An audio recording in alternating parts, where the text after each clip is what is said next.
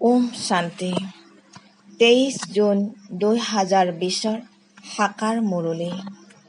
আজিৰ মুখ্য সাৰ হৈছে মৰমৰ সন্তানসকল, পিতা আহিছে তোমালোকক জ্ঞানেৰে শুদ্ধ সুগন্ধিত ফুল কৰি গঢ়ি তুলিবলৈ। তোমালোক কাঁইট হ'ব নালাগে, কাঁইটক এই সভালৈ আনিব নালাগে।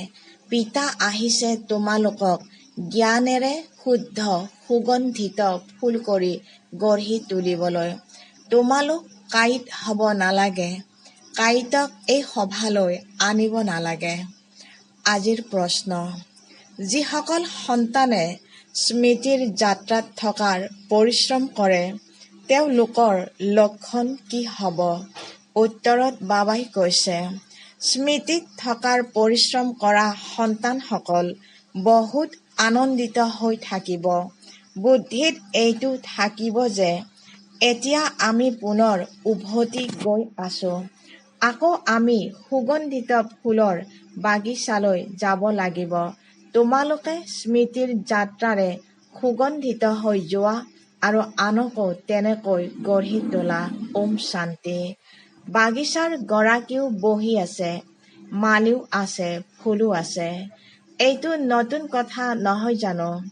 কোনোবা নতুন লোকে যদি শুনে তেতিয়া ক'ব, এওঁলোকে কি কয়? বাগিচাৰ গৰাকী, ফুল আদি এয়া কি? এনেকুৱা কথাটো কেতিয়াও শাস্ত্ৰত শুনা নাই। তোমালোক সন্তানসকলে জানা, বাগিচাৰ গৰাকী তথা নাৱৰীয়াক স্মৰণ কৰা। এতিয়া ইয়ালৈ আহিছে ইয়াৰ পৰা পাৰলৈ লৈ যাবলৈ। পিতাই কয়, স্মৃতিৰ যাত্ৰাত থাকিব লাগে। নিজক নিজেই নিৰীক্ষণ কৰা, মই কিমান দূৰলৈ গৈ আছো, কিমান দূৰ নিজৰ শতপ্ৰধান অৱস্থাত উপনীত হৈছো।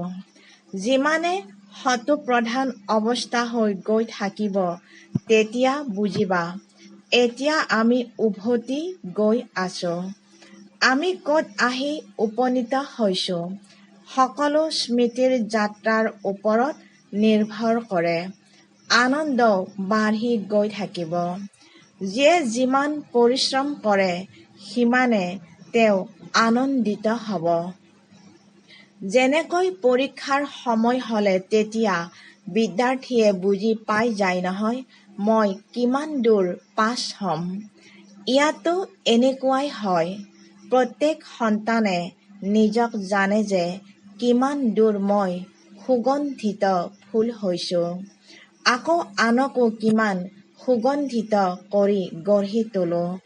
এনেকৈ কোৱাই হয় যে কাঁইটৰ জংঘল, সেয়া হ'ল ফুলৰ বাগিচা। মুছলমানসকলেও কয় গাৰ্ডেন অৱ আল্লাহ, অৰ্থাৎ আল্লাহৰ বাগিচা। তেওঁলোকে এনেকৈ ভাবে যে তাত এখন বাগিচা আছে, তালৈ যিয়ে যায় তেওঁক খোদাই ফুল দিয়ে। মনত যি কামনা থাকে সেয়া পূৰ্ণ কৰে। বাকী এনেকুৱাটো নহয়, কোনোবাই ফুল ছিঙি দিয়ে, যাৰ বুদ্ধিত যেনেকৈ আছে সেয়া সাক্ষাৎকাৰ হৈ যায়। ইয়াত সাক্ষাৎকাৰৰ ভিত্তিত একো নহয়। ভক্তি মাৰ্গততো সাক্ষাৎকাৰৰ কাৰণে ডিঙিও কাটি দিয়ে। মীৰাৰ সাক্ষাৎকাৰ হ'ল, তেওঁৰ কিমান মান আছে, সেয়া হ'ল ভক্তি মাৰ্গ। ভক্তি আধা কল্প ধৰি চলিবই, জ্ঞান নায়েই। বেদ আদিৰ বহুত মান আছে। এনেকৈ কয় যে বেদটো আমাৰ প্ৰাণ হয়। এতিয়া তোমালোকে জানা এই বেদ শাস্ত্ৰ আদি সকলো হৈছে ভক্তি মাৰ্গৰ কাৰণে। ভক্তিৰ কিমান ডাঙৰ বিস্তাৰ। ডাঙৰ বৃক্ষ হয়, জ্ঞান হ'ল বীজ। এতিয়া জ্ঞানেৰে তোমালোক কিমান শুদ্ধ হৈ যোৱা, সুগন্ধিত হৈ যোৱা। এইখন তোমালোকৰ বাগিচা হয়। ইয়াত কাকো কাঁইট বুলি কোৱা নহ'ব, কিয়নো ইয়াত কোনেও বিকাৰত নাযায়। গতিকে কোৱা হ'ব এই বাগিচাত এডালো কাঁইট নাই। কাঁইট কলিযুগত থাকে। এতিয়া হ'ল পুৰুষোত্তম সংগম যুগ। ইয়াত কাঁইট ক'ৰ পৰা আহিল? যদি কোনোবা কাঁইট বহি আছে তেন্তে নিজৰে ক্ষতি কৰে, কিয়নো এইখন ইন্দ্ৰপ্ৰস্থ নহয় জানো? ইয়াত জ্ঞান পৰীসকল বহি আছে। জ্ঞানৰ নৃত্য কৰোঁতা পৰী। মুখ্য সকলৰ নাম পুখৰাজ পৰী, নীলম পৰী আদি আদি দিয়া হৈছে। তেওঁলোককে আকৌ নৱৰত্ন বুলি গায়ন কৰা হয়। কিন্তু এওঁলোক কোন আছিল এইটো কোনেও নাজানে। পিতাই মাত্ৰ কয়, মোক স্মৰণ কৰা। তোমালোক সন্তানসকলৰ বুদ্ধিত এতিয়া বোধ শক্তি আছে। 84 চক্ৰও এতিয়া বুদ্ধিত আছে। শাস্ত্ৰবিলাকততো 84 লাখ বুলি কৈ দিছে। অতি মৰমৰ কল্পৰ পাছত পুনৰাই লগ পোৱা সন্তানসকলক পিতাই বুজাইছে, তোমালোকে 84 জন্ম ললা। এতিয়া তমো প্ৰধানৰ পৰা সতো প্ৰধান হ'ব লাগে। কিমান সহজ। ভগৱানৰ বাণী সন্তানসকলৰ প্ৰতি মামেকম, অৰ্থাৎ মনেৰে কেৱল মোক স্মৰণ কৰা। এতিয়া তোমালোক সন্তানসকল সুগন্ধিত ফুল হ'বৰ কাৰণে নিজকে আত্মা বুলি বুজি পিতাক স্মৰণ কৰা। কাঁইট নহবা। ইয়াত সকলো মিঠা অৰ্থাৎ সুগন্ধিত ফুল হয়, কাঁইট নহয়। অৱশ্যে হয়, মায়াৰ ধুমুহাটো আহিব। মায়া ইমান কাঢ়া যে তৎক্ষণাৎ আবদ্ধ কৰি দিব। তেতিয়া অনুতপ্ত হবা, মই এয়া কি কৰিলো? মোৰতো জমা কৰা সকলো উপাৰ্জন শেষ হৈ গ'ল। এইখন হ'ল বাগিচা। বাগিচাত ভাল ভাল ফুলো থাকে। এই বাগিচাটো কোনোবাটো ফাৰ্ষ্ট ক্লাছ ফুল হৈ যায়। যেনেকৈ মোগল গাৰ্ডেনত ভাল ভাল ফুল থাকে। সকলোৱে চাবলৈ যায়। ইয়াত তোমালোকৰ ওচৰলৈ কোনেওতো চাবলৈ নাহিব। তোমালোকে কাঁইটবোৰক কি মুখ দেখুৱাবা? গায়নো আছে, মুঠ পলিটি কপৰ ধোৱে, অৰ্থাৎ ঈশ্বৰে মলিন কাপোৰ পৰিষ্কাৰ কৰে। বাবাৰ অৰ্থাৎ ব্ৰহ্মা বাবাৰ জপ চাহেব সুখমণি অৰ্থাৎ শিখসকলৰ শান্তিৰ ভজন আদি সকলো স্মৃতিত আছিল। অখণ্ড পাঠো কৰিছিল। 8 বছৰ বয়সতে পাগুৰি বান্ধিছিল। গুৰুদ্বাৰতেই থাকিবলৈ লৈছিল। গুৰুদ্বাৰৰ চাৰ্জ অৰ্থাৎ দায়িত্ব সকলো মোৰ ওপৰত আছিল। এতিয়া বুজিছে মুঠ পলিটি কাপোৰ ধোৱাৰ অৰ্থ কি? গুণ গৰিমা সকলো পিতাৰে। এতিয়া তোমালোক সন্তানসকলক পিতাই বহি বুজায়। সন্তানসকলক কয়ো যে ভাল ভাল ফুল লৈ আনা। যিয়ে ভাল ভাল ফুল লৈ আনিব তেওঁক ভাল ফুল বুলি মান্যতা দিয়া হ'ব।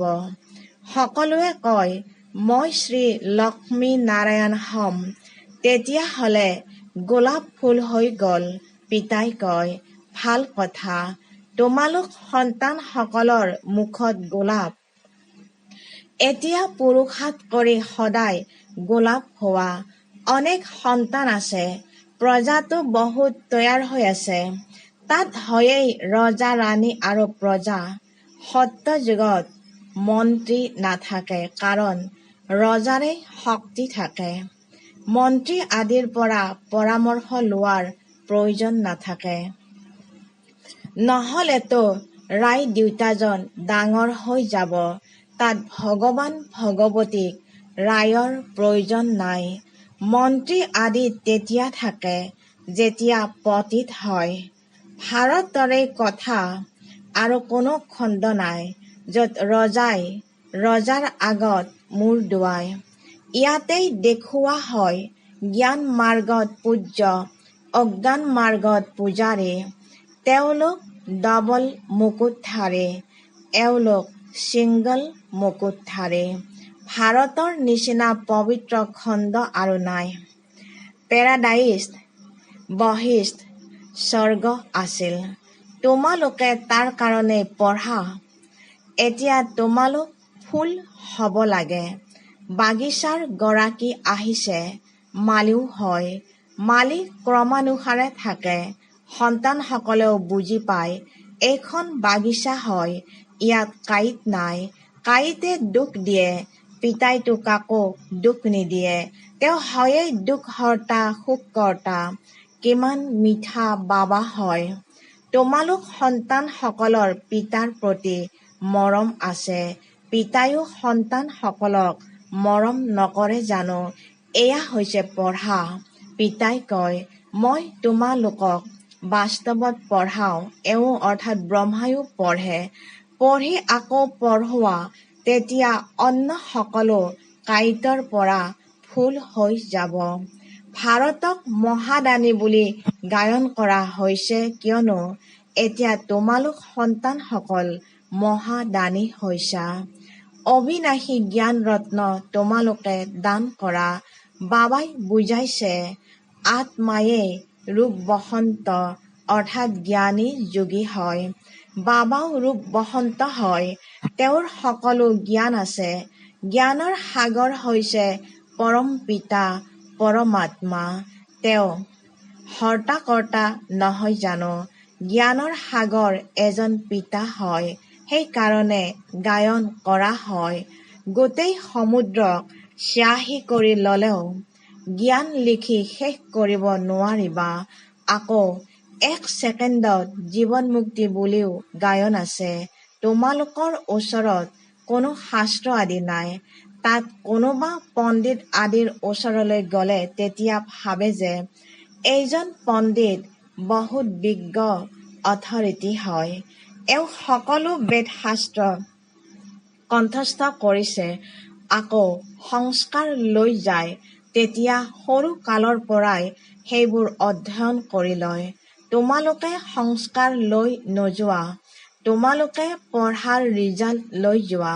তোমালোকৰ পঢ়া সম্পূৰ্ণ হ'লে তেতিয়া ৰিজাল্ট ওলাব আৰু সেই পদ পাই যাবা। জ্ঞান জানো লৈ যাবা যে কাৰোবাক শুনাবাগৈ? ইয়াততো হৈছে তোমালোকৰ পঢ়াৰ কথা, যাৰ প্ৰালব নতুন সৃষ্টিত পোৱা যাব। তোমালোক সন্তানসকলক পিতাই বুজাইছে, মায়াও কোনো কম শক্তিমান নহয়। মায়াৰ শক্তি হ'ল দুৰ্গতিলৈ লৈ যোৱাৰ। কিন্তু মায়াৰ মহিমা জানো কৰিবা? মায়াতো দুখ দিয়াত শক্তিমান হয় নহয় জানো? পিতা সুখ দিয়াত শক্তিমান হয়। সেইকাৰণে তেওঁৰ গায়ন আছে। এয়াও ড্ৰামা ৰচি থোৱা আছে। তোমালোকে সুখো পোৱা আৰু দুখো পোৱা। পৰাজয় আৰু জয় কাৰ হয়, ইয়াৰ বিষয়েও জানিব নালাগে জানো? পিতাও ভাৰতলৈকে আহে। জয়ন্তীও ভাৰততে পালন কৰা হয়। এইটো কোনেও নাজানে যে শিৱ বাবা কেতিয়া আহিল, আহি কি কৰিলে, নাম চিহ্নই নাইকিয়া কৰি দিলে। সন্তান কৃষ্ণৰ নাম দি দিলে। বাস্তৱত প্ৰিয়তম পিতাৰ মহিমা বেলেগ, কৃষ্ণৰ মহিমা বেলেগ। তেওঁ নিৰাকাৰ, এওঁ সাকাৰ। কৃষ্ণৰ মহিমা হ'ল সৰ্বগুণ সম্পন্ন, সম্পূৰ্ণ নিৰ্বিকাৰী, মৰ্যাদা পুৰুষোত্তম, অহিংসা পৰম ধৰ্ম। শিৱ বাবাৰ এনেকৈ মহিমা নকৰে। যাৰ গুণ আছে তেন্তে অৱগুণো থাকিব। সেইকাৰণে পিতাৰ মহিমাই বেলেগ। পিতাক অকাল মূৰত বুলি নকয় জানো? আমিও অকাল মূৰত হওঁ। আত্মাক কালে খাব নোৱাৰে। আত্মা অকাল মূৰ্তৰ। এয়া অৰ্থাৎ ভুকুটি হৈছে আসন। আমাৰ বাবাও অকাল মূৰ্ত হয়। কালে শৰীৰকহে খায়। ইয়াত অকাল মূৰ্তক আহ্বান কৰে, সত্যযুগত আহ্বান নকৰে।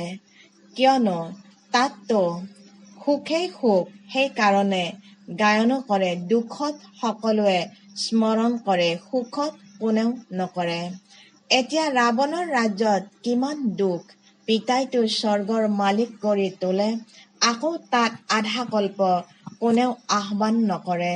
যেনেকৈ লৌকিক পিতাই সন্তানসকলক সুবিধা কৰি উত্তৰাধিকাৰ দি নিজে বানপ্ৰস্থ অৱস্থা লৈ লয়, সকলোবোৰ সন্তানক দি কব, এতিয়া মই সৎসংগলৈ যাওঁ, কিবা খাবৰ কাৰণে পঠিয়াই থাকিবা।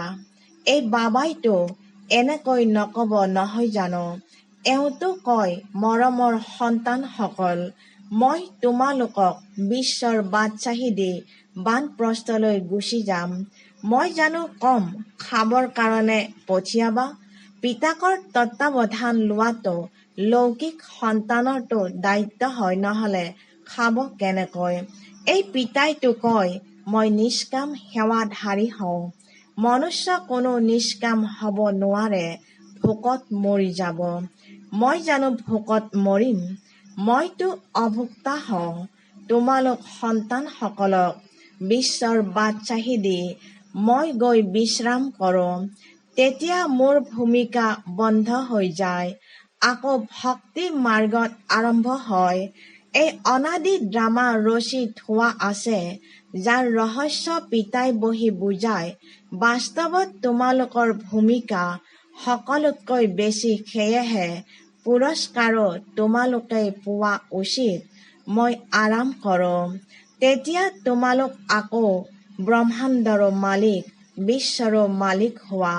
তোমালোকৰ নাম প্ৰসিদ্ধ হয়, এই ড্ৰামাৰ ৰহস্য তোমালোকে জানা। তোমালোক হলা জ্ঞানৰ ফুল, জগতত এজনো নাই। ৰাতি দিনৰ পাৰ্থক্য আছে, তেওঁলোক ৰাতিত আছে, তোমালোক দিনলৈ যোৱা। আজিকালি চোৱা বন উৎসৱ পাতি থাকে, এতিয়া ভগৱানে মনুষ্যৰ বনোৎসৱ পাতি আছে। চোৱা পিতাই কেনেকুৱা চমৎকাৰ কৰে যে মনুষ্যক দেৱতা, ভিকহুক ৰজা কৰি তোলে। এতিয়া বেহদৰ পিতাৰ সৈতে তোমালোকে চুক্তি কৰিবলৈ আহিছা। এনেকৈ কোৱা যে বাবা, আমাক ভিকহুৰ পৰা ৰজা কৰি তোলক। এওঁতো বহুত ভাল গ্ৰাহক। তেওঁক তোমালোকে কোৱাও দুখহৰ্তা, সুখকৰ্তা। এনেকুৱা দান আৰু একোৱেই নাই। তেওঁ হল সুখ দেউতা। পিতাই কয়, ভক্তি মাৰ্গটো মই তোমালোকক দিওঁ। এই সাক্ষাৎকাৰ আদি ড্ৰামাত নিৰ্ধাৰিত হৈ আছে। এতিয়া পিতাই বহি বুজায়, মই কি কি কৰোঁ। আগলৈ গৈ বুজাই থাকিম। অৱশেষত অন্তিমত তোমালোকে ক্ৰমানুসৰি কৰ্মাতীত অৱস্থা প্ৰাপ্ত কৰিবা। এই সকলোবোৰ ড্ৰামাত নিৰ্ধাৰিত হৈ আছে, তথাপিও পুৰুষাৰ্থ কৰোৱা হয়। পিতাক স্মৰণ কৰা। যথাযথ এয়া মহাভাৰতৰ যুদ্ধও হয়। সকলো শেষ হৈ যাব, বাকী ভাৰতবাসীহে থাকিবগৈ। আকৌ তোমালোকে বিশ্বত ৰাজ্য কৰাগৈ। এতিয়া পিতা তোমালোকক পঢ়াবলৈ আহিছে। তেওঁৱেই জ্ঞানৰ সাগৰ হয়। এয়াও খেল হয়। এই ক্ষেত্ৰত বিবুদ্ধিত পৰিবলগীয়া কথা নাই। মায়াই ধুমুহাত লৈ আহিব, পিতাই বুজায়। মায়ালৈ ভয় নকৰিবা। বহুত বেয়া বেয়া সংকল্প উদয় হব। সেয়াও তেতিয়া উদয় হব যেতিয়া বাবাৰ কোলালৈ আহিবা।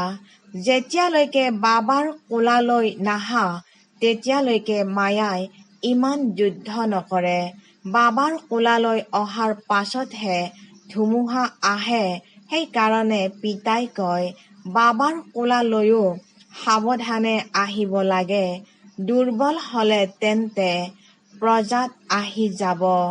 ৰজাৰ পদ পোৱাটো ভাল কথা, নহলে দাস-দাসী হব লাগিব। এয়া সূৰ্যবংশী, চন্দ্ৰবংশী ৰাজধানী স্থাপন হৈ আছে ভাল বাৰু। অতি মৰমৰ কল্পৰ পাছত পুনৰাই লগ পোৱা সন্তানসকলৰ প্ৰতি মাতা পিতা বাপ দাদাৰ স্নেহপূৰ্ণ স্মৰণ আৰু সুপ্ৰভাত। আত্মিক পিতাৰ আত্মিক সন্তানসকলক নমস্কাৰ। আমি আত্মিক সন্তানসকলেও আত্মিক মাতা পিতা বাপ দাদাক স্নেহপূৰ্ণ স্মৰণ, সুপ্ৰভাত আৰু নমস্কাৰ। অসীম ধন্যবাদ বাবা। ধাৰণাৰ বাবে মুখ্যসাৰ 1। ৰূপ বসন্ত জ্ঞানী যোগী হৈ অবিনাশী জ্ঞান ৰত্নৰ দান কৰি মহাদানী হ'ব লাগে। যি পাঠ পঢ়া সেয়া আনকো পঢ়াব লাগে। 2। কোনো কথাতে বিবুদ্ধিত পৰিব বা ভয়ভীত হ'ব নালাগে। নিজৰ তত্বাৱধান ল'ব লাগে। নিজে নিজক সুধিব লাগে যে মই কোন প্ৰকাৰৰ ফুল হওঁ, মোৰ কোনো দুৰ্গন্ধটো নাই। আজিৰ বৰদান। নিৰাশাৰ চিতাত বহি থকা আত্মাসকলক নতুন জীৱন দান দিওঁতা ত্ৰিমূৰ্তি প্ৰাপ্তিৰে সম্পন্ন হোৱা বিস্তাৰত বাবাই কৈছে, সংগম যুগত পিতাৰ দ্বাৰা সকলো সন্তানৰে সৰ্বদা স্বাস্থ্যৱান, ধনৱান আৰু সুখী হৈ থকাৰ ত্ৰিমূৰ্তি বৰদান প্ৰাপ্ত হয়। যিসকল সন্তানে এই তিনিওটি প্ৰাপ্তিৰে সদায় সম্পন্ন হৈ থাকে, তেওঁলোকৰ সৌভাগ্যশালী হৰ্ষিত মুখ চেহেৰা দেখি মানৱ জীৱনত জীয়াই থকাৰ উৎসাহ উদ্দীপনা আহি যায়, কিয়নো এতিয়া মনুষ্য জীৱিত হৈও নিৰাশাৰ চিতাত বহি আছে। এতিয়া এনেকুৱা মৃতপ্ৰায় আত্মাসকলৰ মাজত জীৱনৰ সঞ্চাৰ কৰা, নতুন জীৱন দান দিয়া, সদায় যাতে স্মৃতিত থাকে যে এই তিনিওটি প্ৰাপ্তি আমাৰ জন্মসিদ্ধ অধিকাৰ হয়। তিনিওটি ধাৰণাৰ কাৰণে ডাবল আণ্ডাৰলাইন কৰা। আজিৰ শ্লোগান। উপৰাম আৰু অধিকাৰী হৈ কৰ্মত আহা, এয়াই বন্ধনমুক্ত স্থিতি। ওম শান্তি।